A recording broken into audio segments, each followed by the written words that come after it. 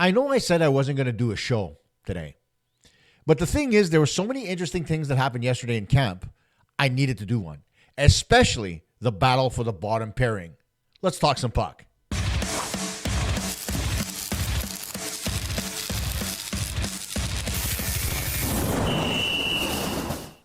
Hey gang, Costa here for Puck Talk Montreal, and thanks as always for tuning in.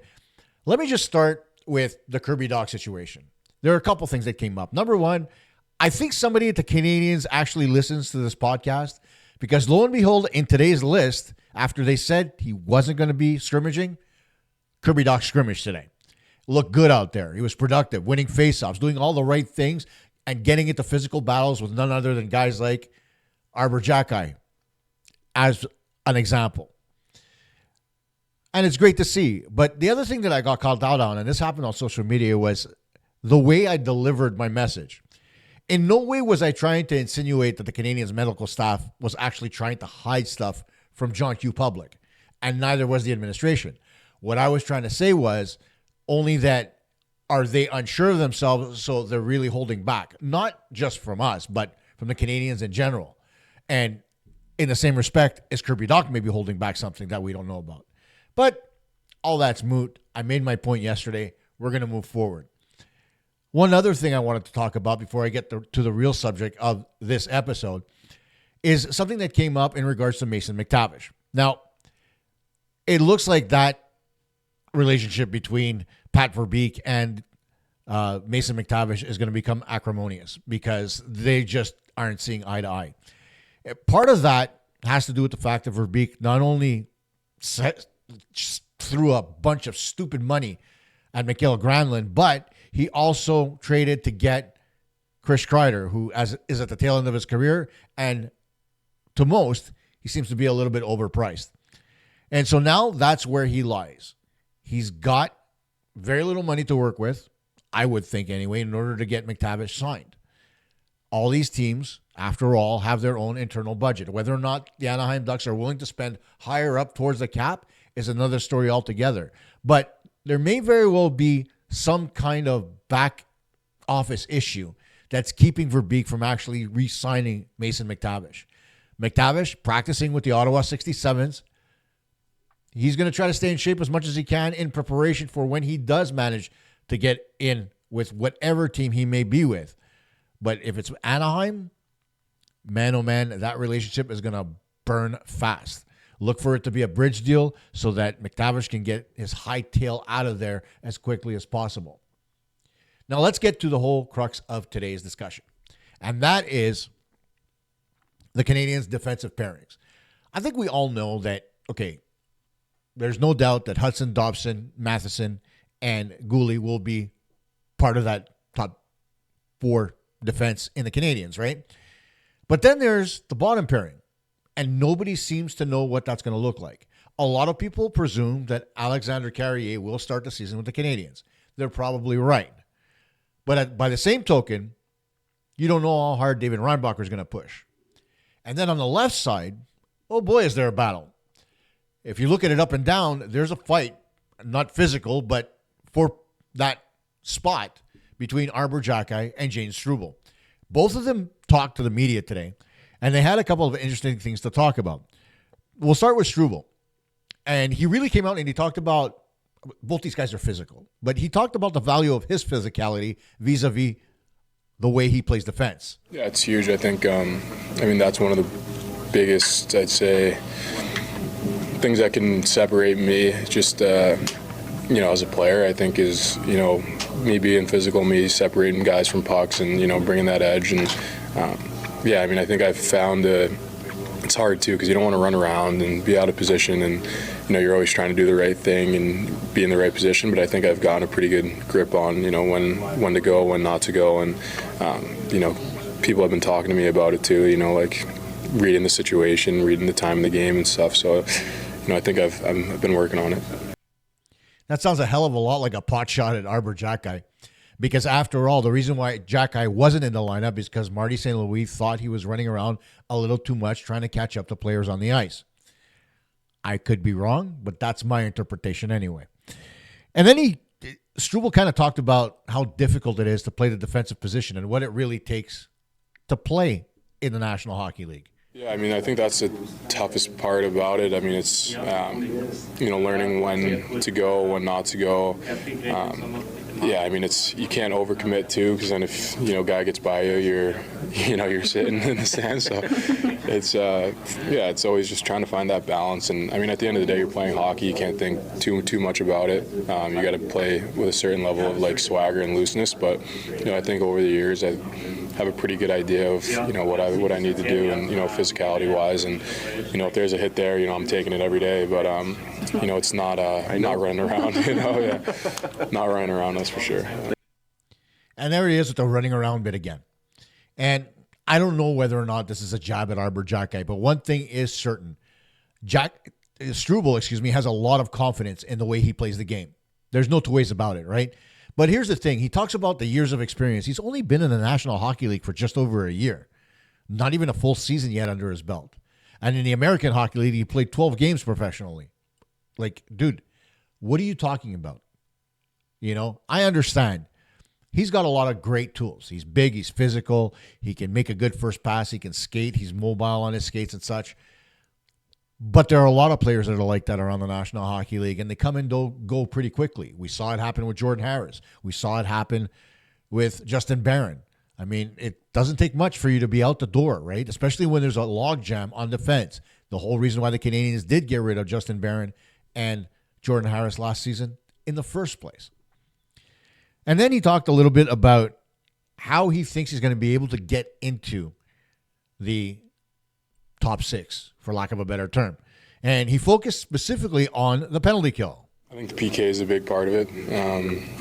I think if I get the opportunity to, get in the PK on preseason games, I definitely have to, make sure I'm dialed in there and, not make any mistakes, get the puck out, do my job there. I think that's huge. I think, shift to shift, just bringing the urgency that, has gotten me here and, not taking a shift off. I think whoever can, stay the most consistent and, mistake-free, I think is, going to be able to get the job. Now, here's the thing that I'm going to clear up here. He's talking about playing on the PK, but yet last year, for all you analytics darlings out there, most of his zone starts were in the offensive zone. A guy who focuses more on the PK tends to have a lot more defensive zone starts. So I don't know where he thinks he's suddenly going to become that defensive stalwart that the Canadiens are going to be able to rely on when it comes to defending. And, to his credit, if he thinks he's going to be able to go out there and actually impress Marty St. Louis with his abilities on the PK, the preseason is one thing, dude, because you've got a lot of AHLers in there and guys that are on the fringe and won't necessarily make the National Hockey League. That's a long cry from what you do in the regular season, where you end up, working your tail off against some of the best players in the world, not just in the league. And so, if you look good on the PK in the preseason, will that guarantee you a spot? It'll certainly give you a leg up. But I don't think it guarantees anything. And I don't think it's his way of getting into the top six defense of the Montreal Canadiens. I think his ability to hit, definitely. His physicality, his mean streak, they're all things that bode well for him. But to think that he's just going to flip a switch from being on the right side of Lane Hudson to being a penalty-killing machine, that doesn't happen overnight. Especially not when you're an inexperienced defenseman, I should say, like Struble. So there you go. Is it going to be important for him? Is that his door in to the Canadiens lineup? Maybe. If he impresses, sure, more power to him. Honestly, I don't think his game is really built for penalty killing. I think it's built more along the lines of being able to create offense using his physicality, his ability to move the puck, his legs, etc. Right? He's built a lot like Noah Dobson, except that Dobson doesn't use his size physically. Struble does. And therein lies the difference, right?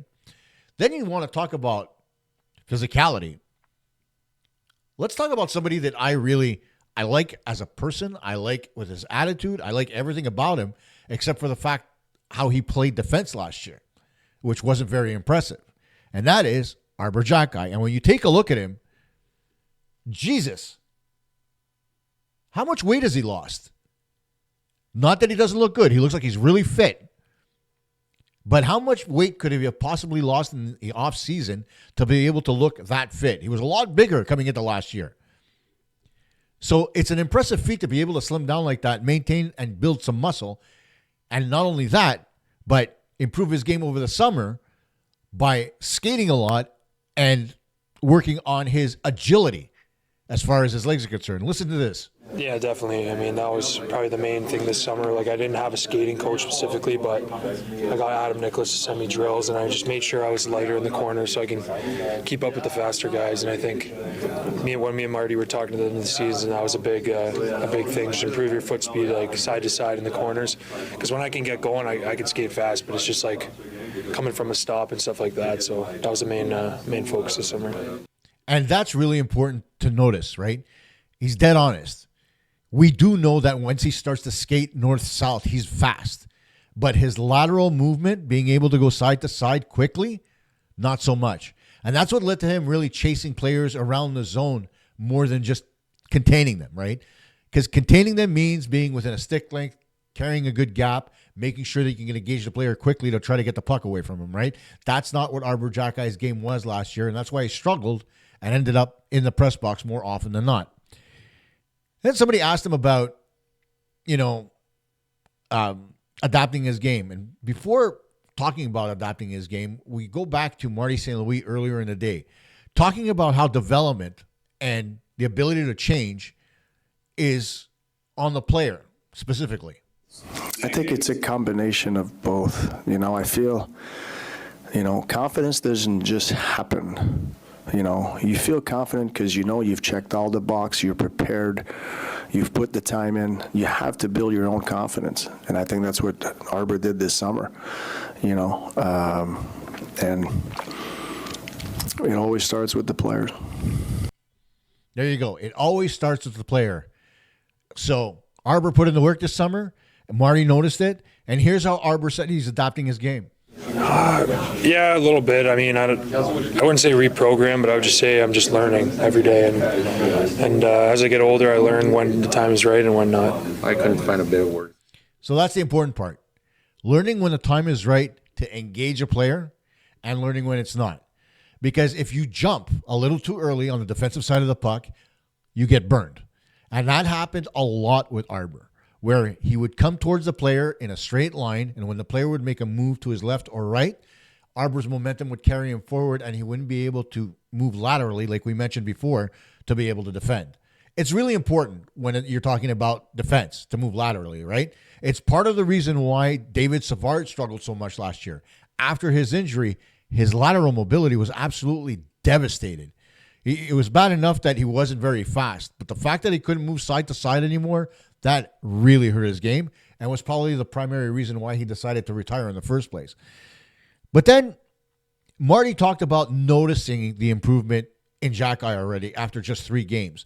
And for a coach to be able to do that quickly, it speaks volume towards the work this kid put in. I think they get to a certain point where they, who you are at 20 versus like 24, it's a big difference. I think they have learned how to become a pro. There's a maturity both on and off the ice, and they really figure out how they need to play to take this 150 game to 700, 800, some case 1,000, and I think that happens during that time, like where that's where Arber's tracking right now, and I think maturity is a big part of it, and the thing I like about Arber is he constantly wants to get better. I think that's the most important skill you need to have if you do want to play for a long time. And you can see it. I see it in my own eyes right now. He's worked on stuff, and it's paying off. And there you go. If your coach notices 3 games in that you've been working on stuff and it's paying off, you're doing something right. And the thing about Arber is very, very simple. It's not about the fact that he doesn't work hard. We know he does, right? He takes things to heart. That's the most important thing. And one of the things that Marty mentioned there was maturity, right? Consider where Arber Xhekaj came from. Stocking shelves at Costco. All of a sudden, he's in the National Hockey League. Lo and behold, He's fighting for his position every year. And that's the one thing a defenseman wants to get away from is, am I here or am I not? Right? And Arber's going, just like Kirby Dach, he's going into the last year of his contract. It's going to be RFA at the end of the year. So it's a really important season for him. And he knew he needed to put the work in. Now, it's going to be really important for him to be able to battle. And speaking of battling, he talked about battling with Kirby Dach. And now, one of the things people talked about, especially on the medical staff, was take it easy on Kirby a little bit. Marty St. Louis, however, told him not to. And I think Kirby Dach also told his teammates not to. Take a listen. Yeah, obviously. I mean, I think our skates just clipped each other. I don't think I hit him there, but obviously I'm just checking in on him. I know he wants me to go hard on him. We battled every one-on-one in practice against each other, and he really wants to be ready for this season, so he chooses to go against me, which is pretty funny. But yeah, he likes when I give it to him, and we shake it off after. And there you go. Being a good teammate. Just making sure that you're doing what the guy wants so that he's ready for the season. And Kirby Dach is getting there. We know that. We saw him in the scrimmage today. He looked great between Demidov and Laine. But getting back to Arber Xhekaj, now the question is, on that left-hand side, who do you take first? Do you take Jayden Struble or Arber Xhekaj? Now, of course, it's not going to be as cut and dry as that. At the beginning of the year, the Canadiens are probably going to carry 7 defensemen. If that's the case, Carey has got to be in the lineup, and David Reinbacher is going to get into that mix as well. So what's going to be the decision? Is it going to be one or both of those guys, or just one to make space for David Reinbacher? Who knows, right? At the end of the day, if Reinbacher does get in, it changes the whole dynamic, because then you're going to have 3 right-handed defensemen possibly in the lineup, and you can move a left-handed defenseman over to the left side like a goalie and have Matheson there as well and possibly have different pairings. It's an interesting dilemma the Canadiens have, and it's a really positive one. But between Struble and Arber Xhekaj, you take a look at them, and their game is really similar, right? The thing, as I mentioned, Struble, up until now, a hell of a lot more mobile, so he's able to move side to side, cover his guys much better than Arber Xhekaj does. Although Xhekaj does look like he skates a hell of a lot better now. Speed-wise, I think Arber Xhekaj's got a little bit of an edge there when it comes to flat-out speed up and down the ice. He's a lot faster. Legs are a lot more powerful. When you look at their physicality, Xhekaj's a little bit bigger, not by much, but he does have that little bit of, lunatic fringe in him that gets him to go a little bit harder along the boards and really take guys out. And then, of course, there's the question of chucking the knuckles that Arber Xhekaj brings to the table, and that nobody else has that skill set on the Montreal Canadiens. So there's a lot of that going into it. Personally, I don't think the ability to fight should factor into anything, but it does, because the Canadiens, as we all well know, aren't a very physical team when it comes to that type of stuff. Sure, they deliver hits. Sure, they're physical when they have to be, but there's nobody really there to be able to defend anybody should and if there be any real trouble. So what do? Struble? Xhekaj. There's the question that I'm going to put out to you guys. Who would you prefer to see in the lineup? Would you prefer it be Struble? Would you prefer it be Xhekaj? Would you prefer it be Reinbacher? Reinbacher, of course, can stay in the American Hockey League for another year. He is not waiver exempt, so he can go up and down as the Canadiens please. So if there is an injury, they can bring him up. But both Struble and Arber Xhekaj are waiver eligible. So what happens? Well, let's see. Struble has some value on the trade market too. It's not as if, the Canadiens would be stuck with him for very long. I know that teams like Boston are interested in getting him, so maybe that's an option, depending on how the camp goes. But tell me what you think. Are the exhibition games really going to dictate how good Struble can be on the penalty kill? Is Arber Xhekaj going to be able to adapt his game well enough to be able to be that guy that can move laterally and have better coverage on players in his own zone? Now, whose physicality would you prefer in the lineup more? Would you prefer it be Struble's, or would you prefer it be Arber Xhekaj's? Guys, make sure you like the video so that, the algorithm picks them up. Subscribe if you want. Hit the notification bell so when new episodes come out, you get a little ding. But by and large, thanks for an awesome week. We'll talk again on Monday.